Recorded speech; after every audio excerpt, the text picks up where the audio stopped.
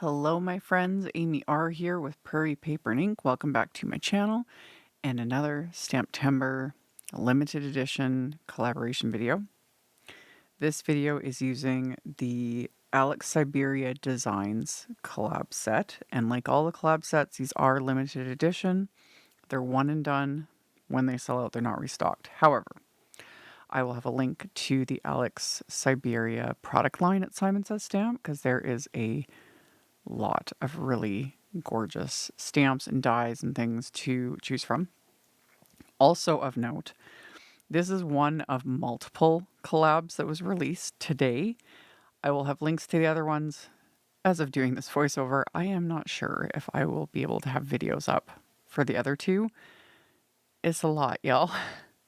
But I'll have links to them. There will be other inspiration and so many fun things. So I will have all of that listed and linked. So of course, I couldn't help. It's another floral, and I love florals. And I really like the style of this one. So I stamped it onto some Strathmore watercolor paper, and I used my anti-static powder tool. I stamped the image with clear embossing ink, and I stamped it a couple times just to make sure I got, all the detail. And then I coated it with Simon's Gold embossing powder. Melted that with my heat tool till everything was smooth and melted and shiny and fabulous.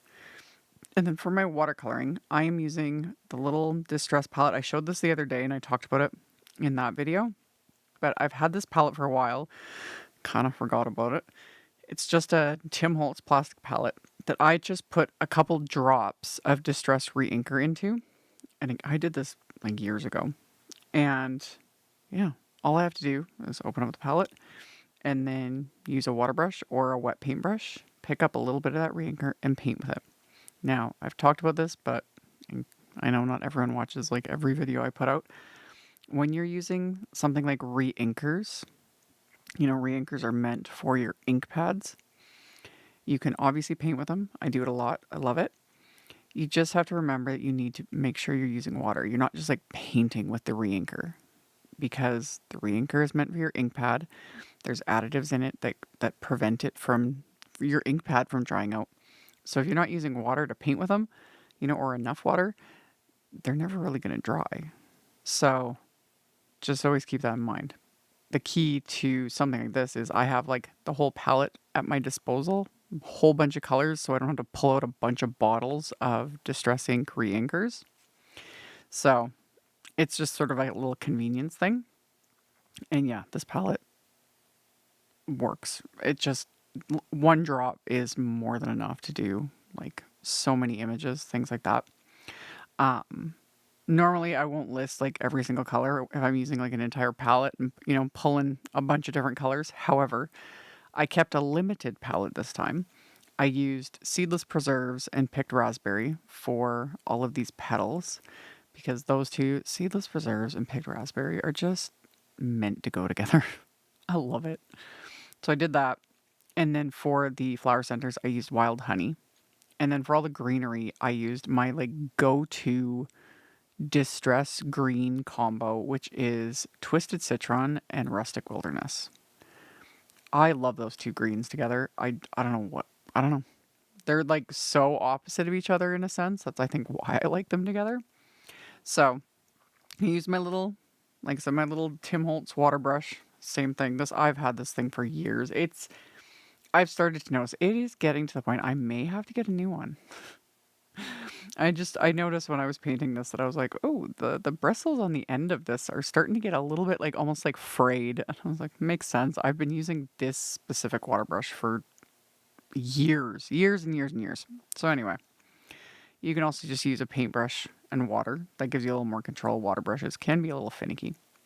But yeah, and then I super sped this up in editing. I don't watercolor near this fast, but it still didn't take too long.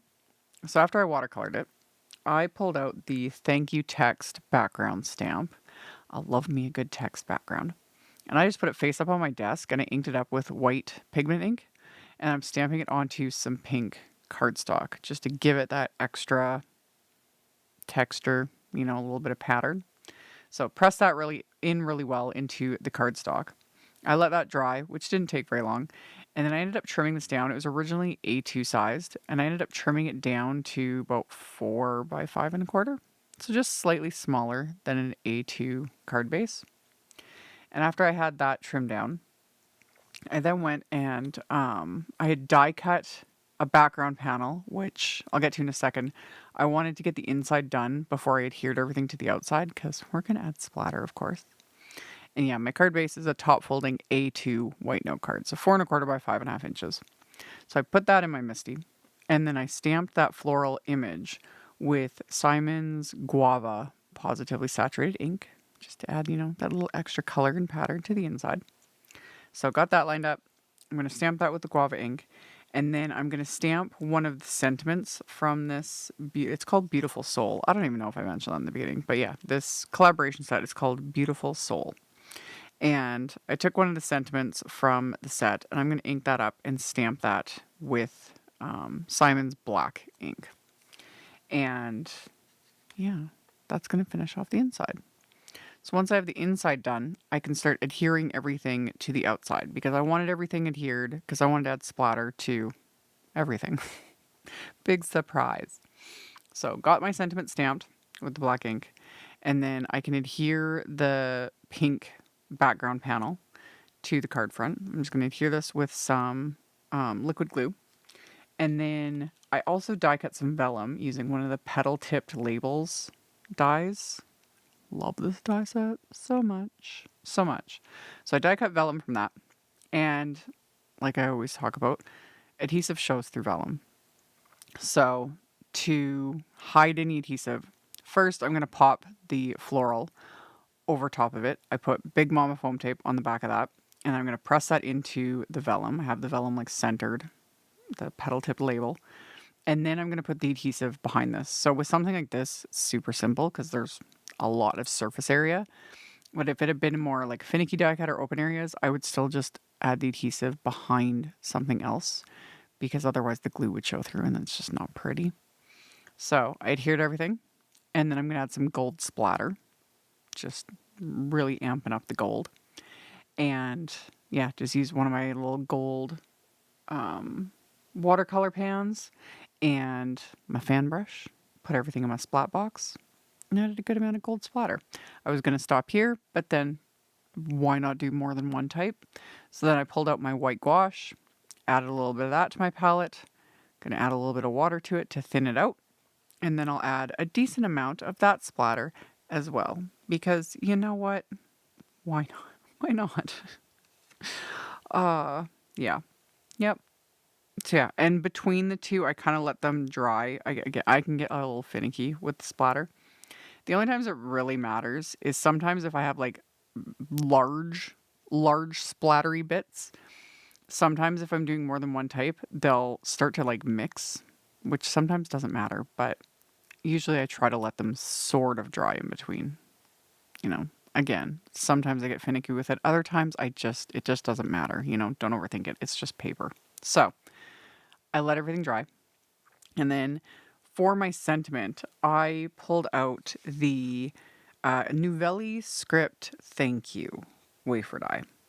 There is a nice little thank you sentiment in the stamp set, and I really like the font for it as well. But I wanted something a bit larger, so I used this instead.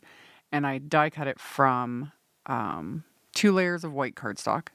And then the top layer I die cut from Simon's matte gold cardstock. Again, just bring in all that gold. And then layered it all together with liquid glue to build up that dimension. And then once I did that, I can then adhere it to the card front, which all the splatter has now dried. So I'm going to get my sentiment adhered into place. Once that's adhered, for my little final bit of embellishment, I pulled out the Taffy Positively Dazzling gems, which, like always, they look so odd on my camera because my camera's facing like straight down, so you can't see like the light reflecting. But at the end, I always tilt the card in the light so you can actually see it because, yeah, they look, yeah, you can see them better like in Kathy Zilski's little boop dish. Where the light, when it's flat, just flat on the card, these look so dark, but they're glass. And they're very reflective, and it's very pretty. So I adhered those into place with dabs of glue. I let them dry, and that finished off the card.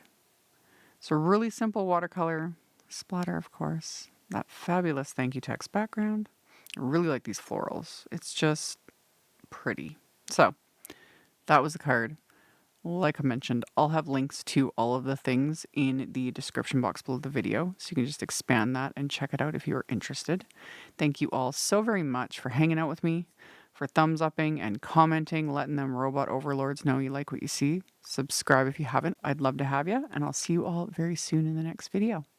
Bye. Thank you so much to my amazing Patreon supporters. For anyone that might be interested in joining my Patreon community and supporting me, the link to my Patreon is in the description box below the video. For everyone else, as always, thank you all so much for taking the time to watch my videos, for thumbs upping, commenting, subscribe if you haven't. I'd love to have you. And here's a couple other videos for you to check out in case you missed them. Bye!